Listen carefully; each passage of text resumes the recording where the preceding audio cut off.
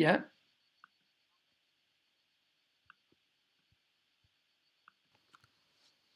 I did it. Hi. Today I will talk about mathematics in games. I will discuss mainly two games. In fact, for the short time, I will discuss in a long way about the game that I called Centocaselle in Italian, which means 100 squares. So it's a 10 by 10 table that has to be fit with integer numbers with some because I see the live chat moves. that I didn't see before. And the second game I will discuss briefly is the game of Nim, which is much it's too much for us. I mean, and for Michelle, myself, and you especially. It has to do with lines of objects. Here are 5 lines of balls of different colors, and the two player has to play to see who wins the game. And there is a move that I will discuss, and the winner is the one who takes the last object from the table. Let me say something about these games, mathematics in games. It's very useful to use it for activities in school. In fact, you can see some picture from my experience. I can show you a sheet of paper that I used to give to students, telling what's the rule of the game, and to try to fill the two possibilities in the two 10 by 10 tables. In fact, the same subject has brought me to make with a laboratory, with a group www.formulas.it, some exhibits, as you can see, especially during the science festival that is held every year in Genova.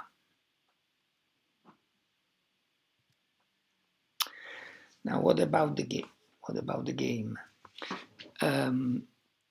So we have this 10 by 10 table. We have to fill with integers from 1 to 100, starting from any square. Then write the first number 1, and then the next in order. But the next number has to be in an empty square that I can reach from the previous number that I put, jumping 2 squares in horizontal or vertical direction, or 1 square in diagonal direction. This is the rule of the game. When there is no more place to move, the last number you write, it's your score. So let's do an example. I would like you to play this game. I will tell you some solution of the game, but I will leave many different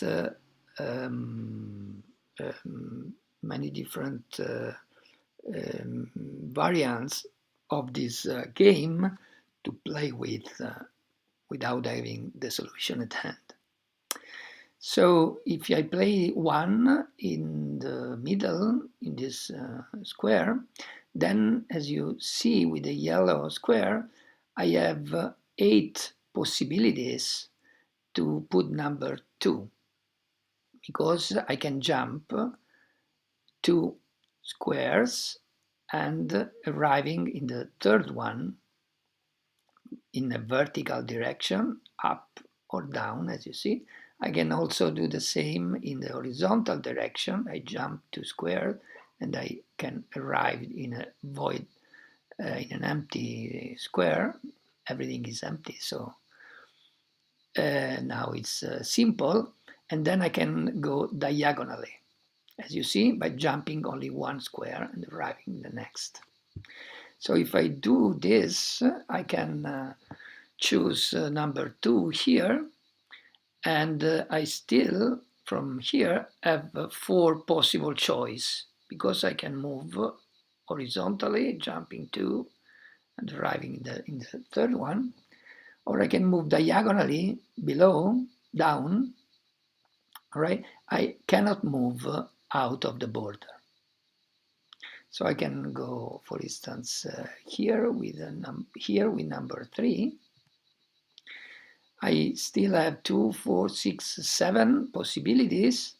This is because the square where I put 2 is not empty.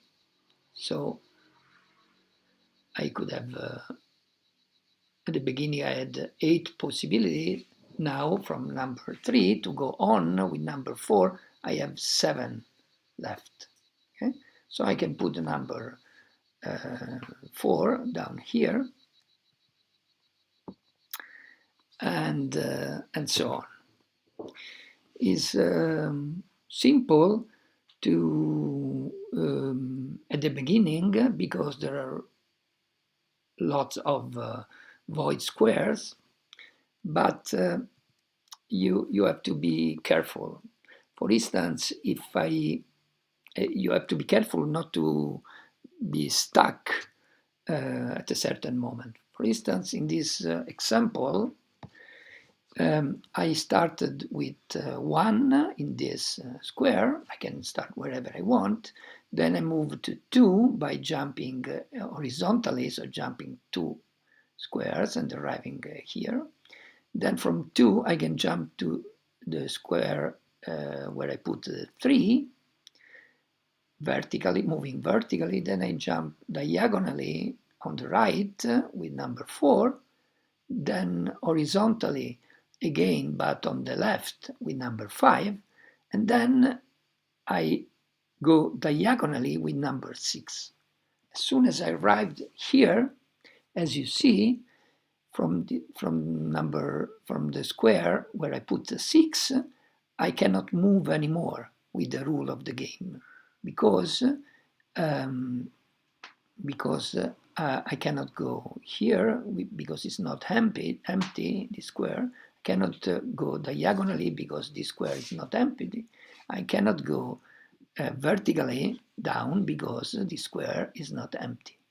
So this is my worst result, 6. Of course, the best would be to reach 100. But this, in fact, is the worst possible move that you can do if you want to arrive to 100. Now, you can try to solve the game by getting the highest possible score. So the solution is to reach 100. Can you find a strategy to do it?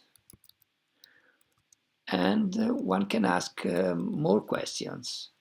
Is this game solvable for any starting position, or it depends on the square that you choose? That would be challenging.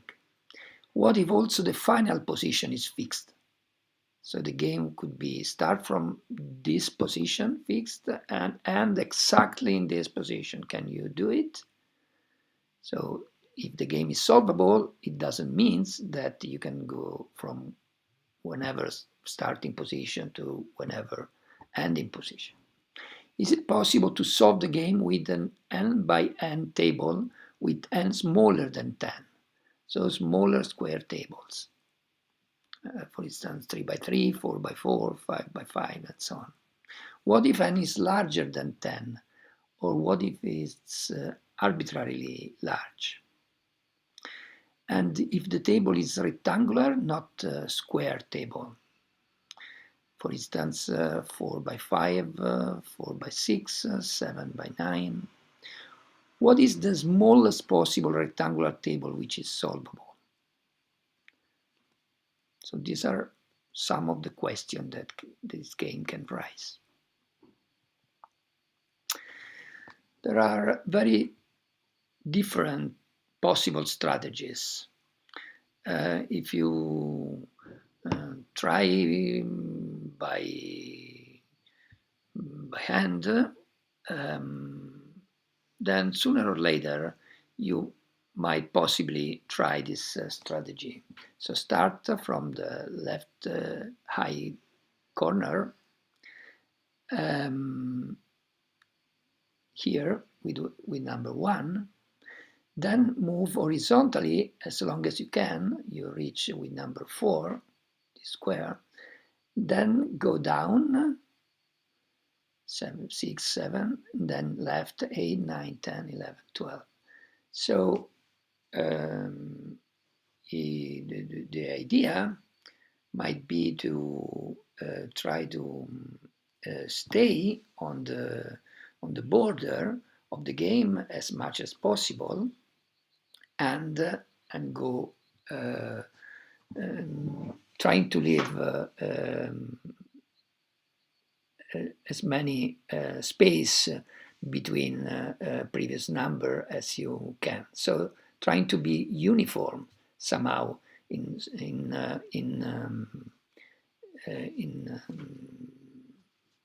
filling the spaces. If you do this, you can try to do it with another rule, that is, try to move like I did, circling, but then you have to move to one of these 3 square choice, then move spiraling. I choose among these 3 the one that is closest to the border. So I try to continue moving, spiraling, staying as much as possible near the border. So if I continue, you see from 12 I go to 13, then 14, 15, 16, 17, 18, 19, 20. I go here and not here because I want to stay near the border, and I go to this square writing 20 and not this other one that I could have chosen, because here I would go back somehow. I want to go always forward with this spiraling. So I can continue, and you see from 20, 21, 22, 23, because I stay on the border, and you see if I spiral up 2 or 3 times more around the center, I arrive to 51, and I have filled up all the first frame. You see? So now I enter inside. I have only one possibility, and I can continue with this. What can I do? Well, I will not show you, but this strategy eventually will end up in a position that where you cannot continue anymore. So it's not a winning strategy, but it's a very good strategy to get high score.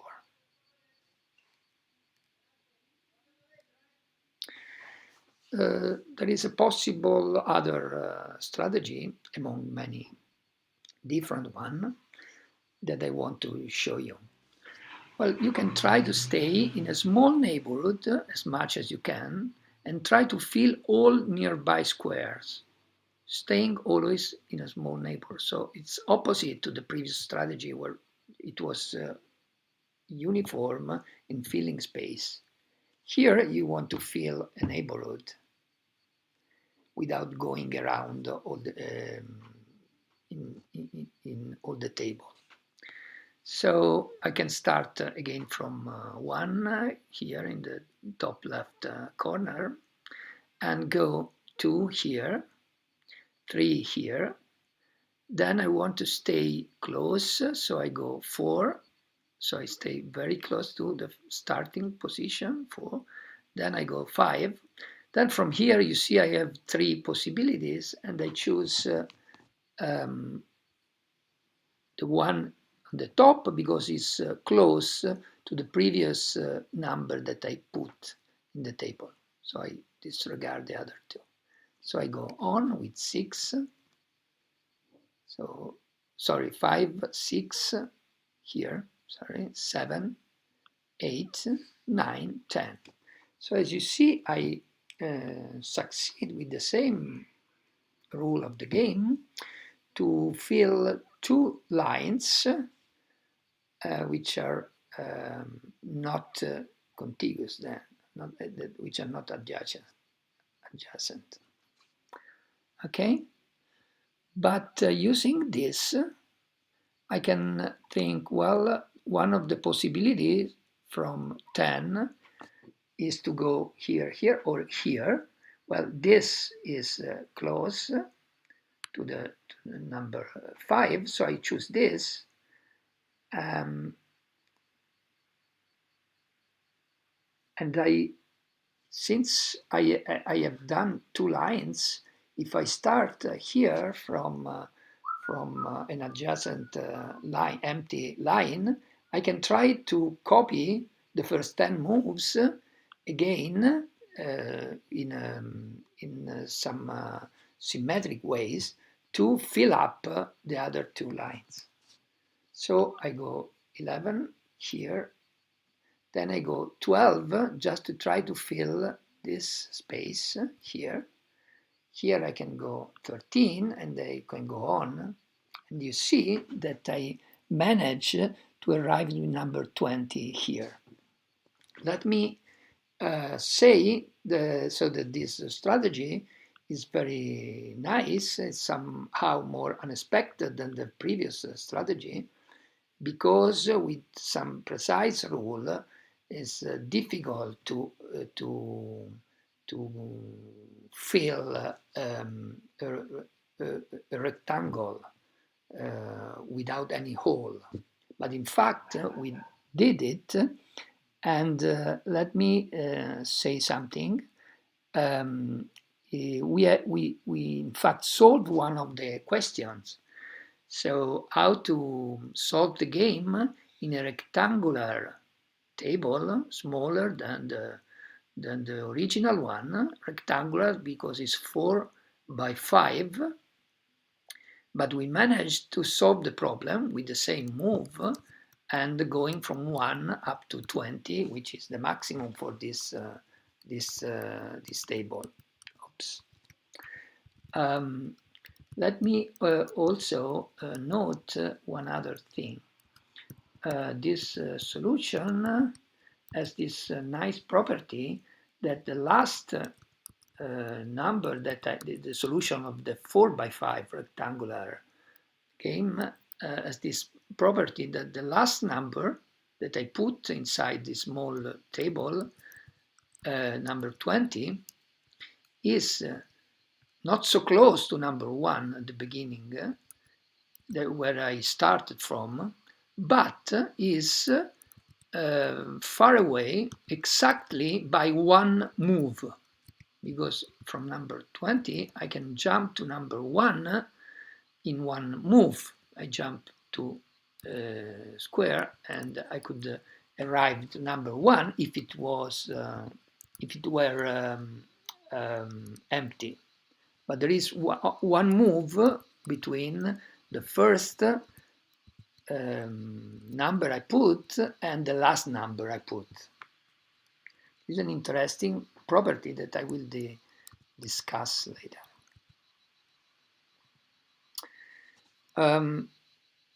Now, the strategy that I used are somewhat simple, and they don't require much mathematics, only follow the rule of the game. So I want to stress that mathematics can help in solving this game, and I will show you how. So let me say that if we consider smaller table, for instance, this is a 4 by 4 table, this is a 4 by 6 table, I show the solution of 4 by 5 table, not this one. Or I can take another different table, a 5 by 5 table. So if I start from one of these tables, so small tables, not too big, 100 squares would be too big for what I will tell you now. If I take, for instance, the smallest one here, if I take the squares inside the table, I can enumerate them. I choose to enumerate them starting from 0 instead than from 1. So these now are only the numbers associated to the single squares of a given game. So here I have 4 by 4. I have from 0 up to 15, so I have 16 numbers associated to the squares inside the table. Then I want to do something a little bit strange for the rule of the game, let's say. I want to take one by one the squares inside the table, for instance, squares 0, and associate to the squares a point in the plane and call this point 0, for instance. And then I want to take the second square and associate another point in the plane with the name 1, and so on for all the 16 points. And then what I want to do is to associate to any square of the table a point in the plane, and then I want to connect points. So what is the rule to connect the points that corresponds to the squares in the table?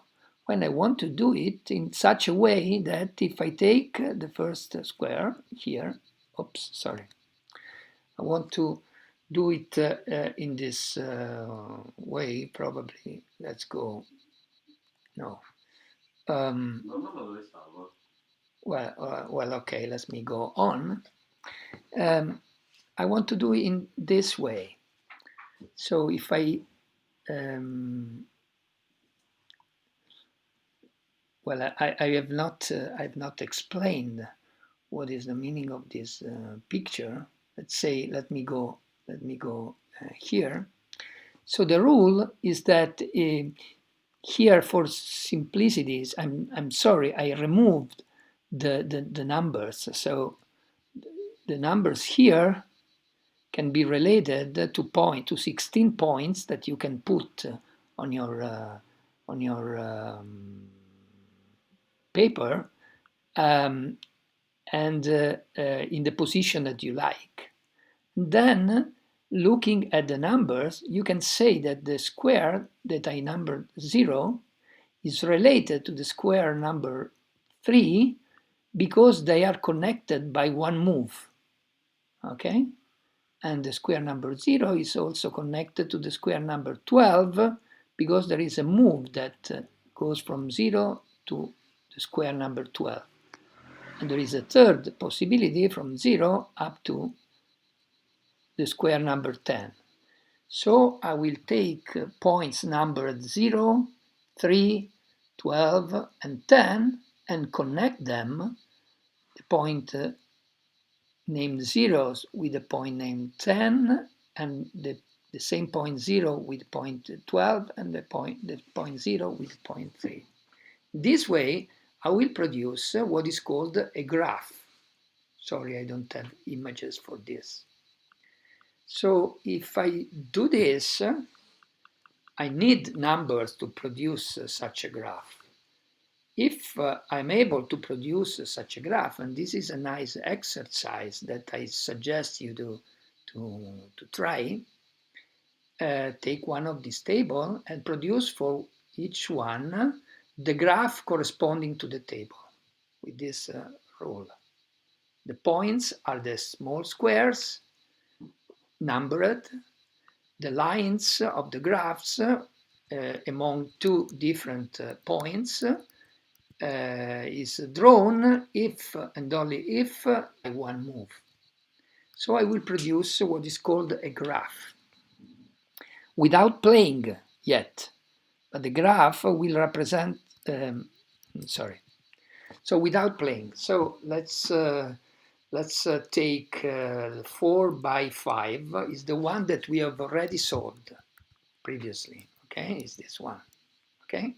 Let's take 4 by 5 rectangle and let, without thinking at the solution, let's make the graph. Now, if you put the points wherever you like in the plane, if you connect them with the rule that a connection among 2 points is there, if the 2 points corresponds to 2 squares, to numbered squares that are connected by a graph, and then you can try to draw the graph in a way that is readable somehow. So you don't want, for instance, the lines the line of the graph to intersect, if possible, or you want to have some nice regular shapes like the one that I draw here. Okay, so this graph correspond precisely to the table 4 by 5. This is because here we have exactly 20 points, and the graphs correspond to the game because the move is inside the connection. All right. So what does it mean to solve the game, the same game, on a different representation of the table? There is no table anymore. Here there is a table that we want to fill. Here we have the graphs that correspond to the same game. What is the rule? Well, how do we solve the game on the graph? Well, it's simple. Since we have to start from any small square, so from any point, and we have to move with the moves of the game, but the move are the connection. So in the graph, we have to move along the connection. So one move after the other means to construct a path on the graph where we can, and then we can try to solve the game. What is a solution? A solution is a path that passed by all the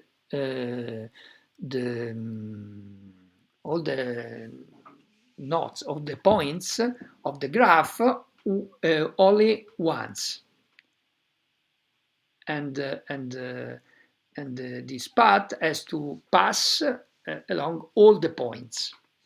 If this is possible, then we solve the game. Let's see how this is done. As you see, I have the first 2 lines that we tried before, 1, 2, 3, with the rule of the game.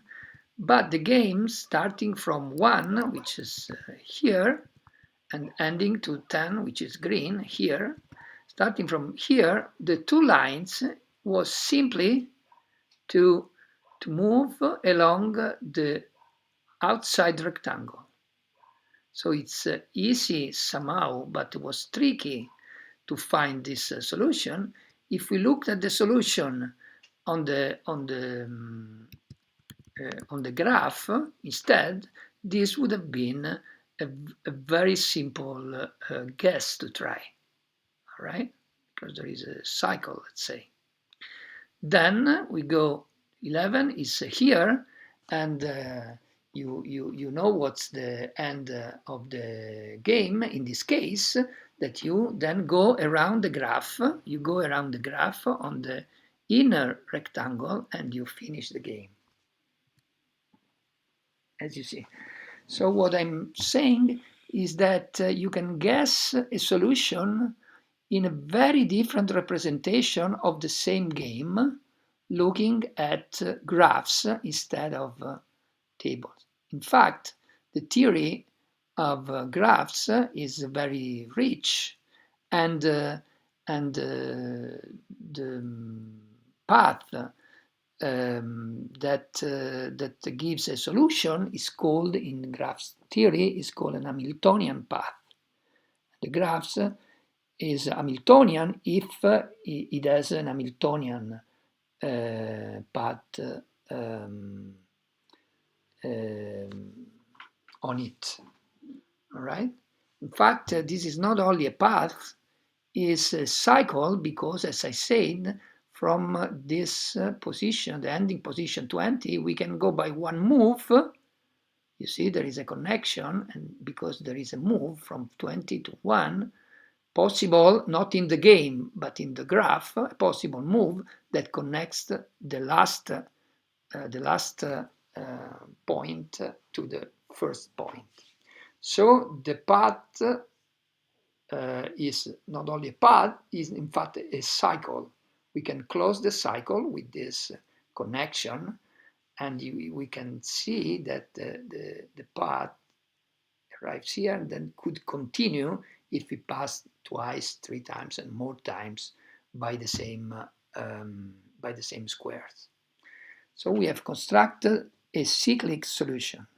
Let me tell you something also on this property, cyclic property, along the game. You see that since we have this solution, now what if we want a solution starting from the opposite corner here, where we put a 3?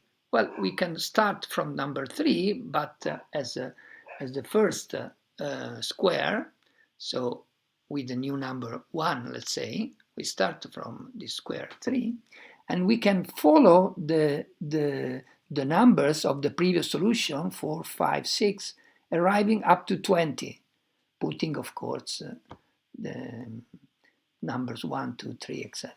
As soon as we arrive here, we can go to what was before 1 with the number, the right number. Then we call 2, 3, 2, and then we are done. So we can, since it's cyclic, we can start from using the same solution. We can start from any starting position and arriving to the position which is related to the final position, which will be related to the initial position by one move. All right. So I can say this, that 4x5 table in this game not only is solvable, but it has a solution. It has many solutions, but it has at least one solution starting from any initial square.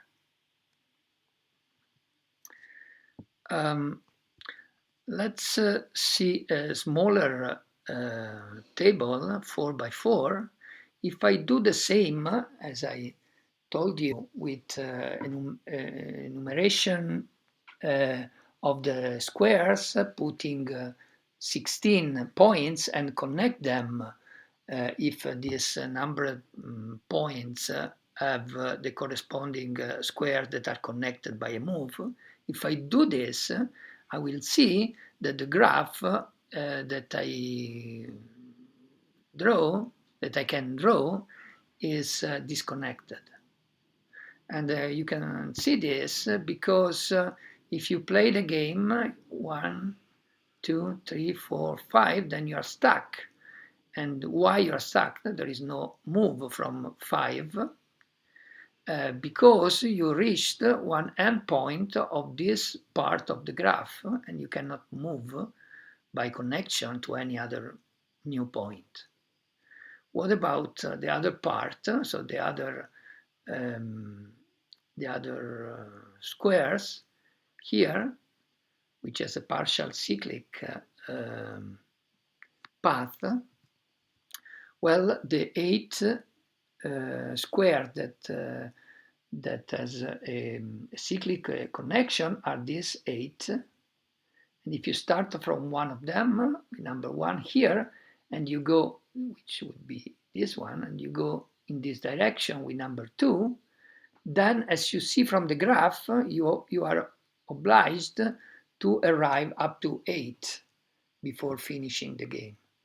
This means that if you start from any one of these 8 position and you play the game, you always do 8, nothing below 8 and nothing above 8. You do exactly 8. So you are forced to do 8 here. So the main idea is to look at this representation of the game, and whenever it's possible and whenever it's simpler, to use this representation for the solution of the game.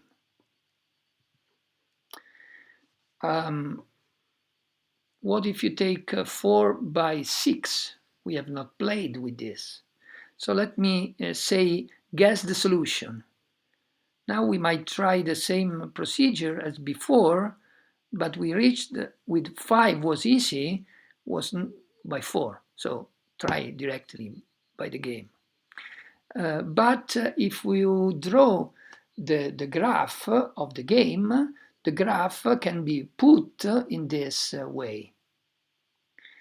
And then guess the solution from the graph instead of playing the game. Well, you might have already thought of a solution. Let me say that the idea is that we have, you see, a cyclic path inside the square. So the idea might be to do the cyclic and then finish the cycle and be in a position where we can reach the square. Not all the positions are good. So if I take the solution, so if I start from here and I move a cyclic along this inner cycle, as you see, I arrive here where there is a connection with the last 4 points. So the solution is very simple with the graph. Would have been not so simple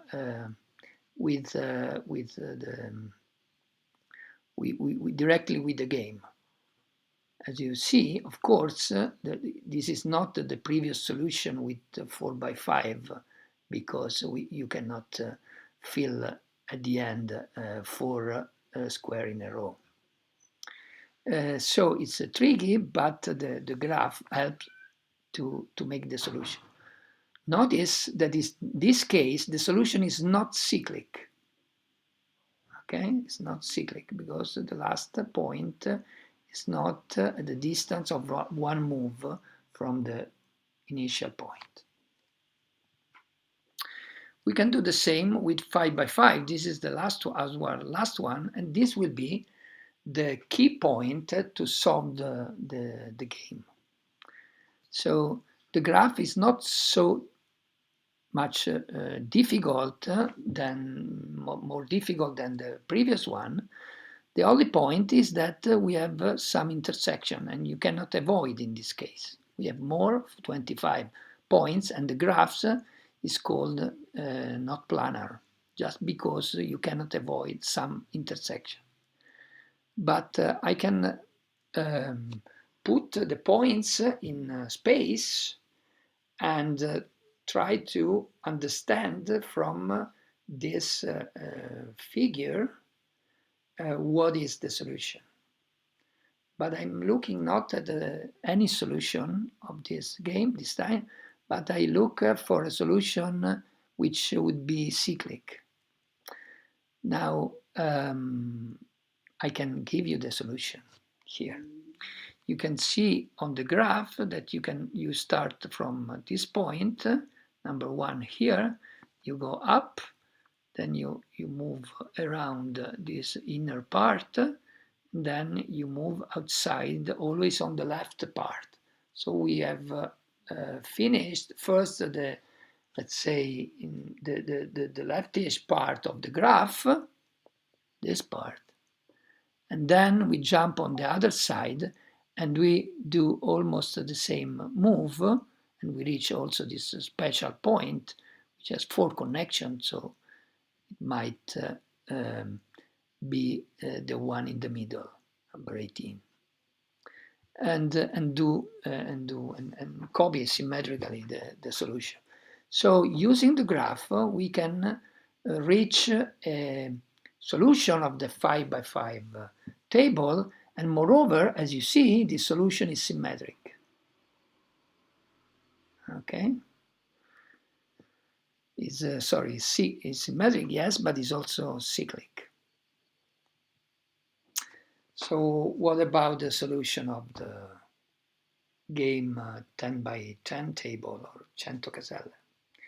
The idea is that if we have a symmetric solution starting from one of a 5x5 game table here, we can go from this square, this square here to this square here, but now going from 1 up to 25, solving the first quarter of the game, right? So we go from 1 to 2 with one move, and then to 3, but instead of going from 1 to 2, we go from 1 to 25. This is the idea. Well, if we are able to solve the problem in this way, so starting from this special square, ending this one, and solving the first quarter of the table, then we can jump with one move. We can jump with one move to this other black square.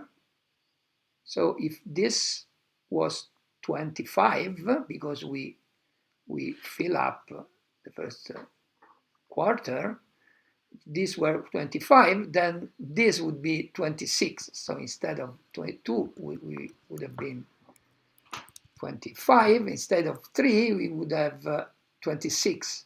But then we can do the same, because we take this solution of the first quarter and we can rotate by 90 degrees and get the same solution and copy the same solution to fill the second quarter of the table, of the 10x10 table. And then we can do the same with the third quarter and with the fourth quarter. So with this idea of gluing a solution of a 5x5 squares, using the fact that it's symmetric, we can go and finish the solution. So the idea is that instead of 2, we have 25, we jump to 26, and here we will have 50, then 51, 75, 76, and then we copy the 5x5 solution going from 76 up to 100 instead of number 8. So you see that the last square that we fill is at one move distance from square number, from the first square we started with. So gluing together 4 different solutions of a 5x5 table, we not only have a solution of the game, but we have a cyclic solution, which means we have a solution starting from any given square. Moreover, we can show that any 5h times 5k table is solvable for any integer h, positive integer h and k, because you see, if we take a table which is 10 by 20, then instead of solving it, arriving here, and we cannot jump anymore on the right part, we can glue the first two 5 by 5 quarters, and we can move on the right with one move, because we can, you see, from here, instead of going and jump from here up to here with one move, we can jump from here. Then we can solve this 10 by 10 in the previous way, and once we are here with 100, oops, instead of going up to close the cycle, but as soon as we have filled up the right part of this rectangle, here we jump back here, and we fill the last 2/4 of the game. So we go from here to here, then we jump here, we move, and we fill up something of a 8-shaped, right? And in this case, the solution will be also cyclic, but the solution is always, the game with this condition is always solvable, but it's not always cyclic. Let me finish this presentation. As I told you, I had time only to discuss really one game. Let me tell you a different game. It's very famous. You can find a lot of discussion about this game and solution. Let me only stress one thing. I cannot go through this game as I did for the first one. But let me just tell you a few words about this. Well, the game, you have n lines of objects, here balls, 2 players, and the player, one after the other at their turn, should take from precisely one of these lines, so one of the color here, at least one ball, at most all the object from that line. So the first move of the first player could be to take all the balls from the last line, right? Or some of them. Who takes the last objects, or the last objects left on the same line, wins. This games is an ancient games as a history. I have not time to go to the history, but I want to go to the history of the first mathematical solution of these games. So the few words that I want to say are this one. The game NIM has a mathematical paper by a mathematician, Charles Button, an American mathematician, that wrote a small paper, and here is all the paper, so few pages of a paper, and he wrote it by giving the precise rule, so mathemizing the game, giving precise rule and precise definition. He was able to derive a solution, and the idea, I can only go very quickly on these final slides, defining what he called a safe combination and unsafe combination, and the way to decide if it is a combination on the table of the lines on the table, he called piles on the table is safe or not is to take the number of objects in one pile and to write this number in binary notation. In this way, and putting the numbers one above the others in columns of binary digits. For instance, this is 9, 5, 12 combination. And then there is a way to say if this combination on the table is safe or not. In a very simple way, which is related to the sum of these numbers in binary notation without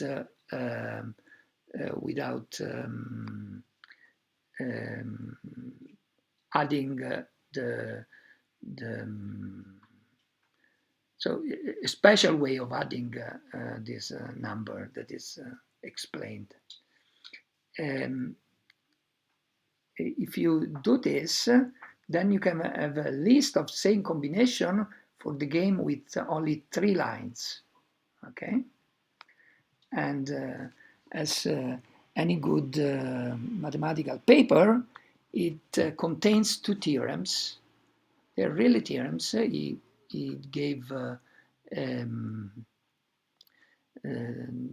proofs of these 2 theorems that tells how can a player use this safe and unsafe combination to be sure to win. In fact, in this game,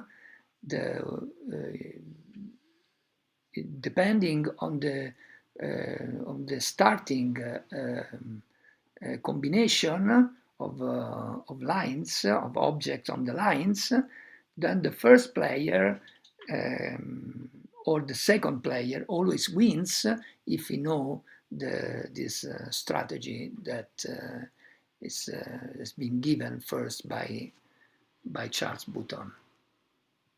Let me finish by saying that this nice mathematical paper was published in a very famous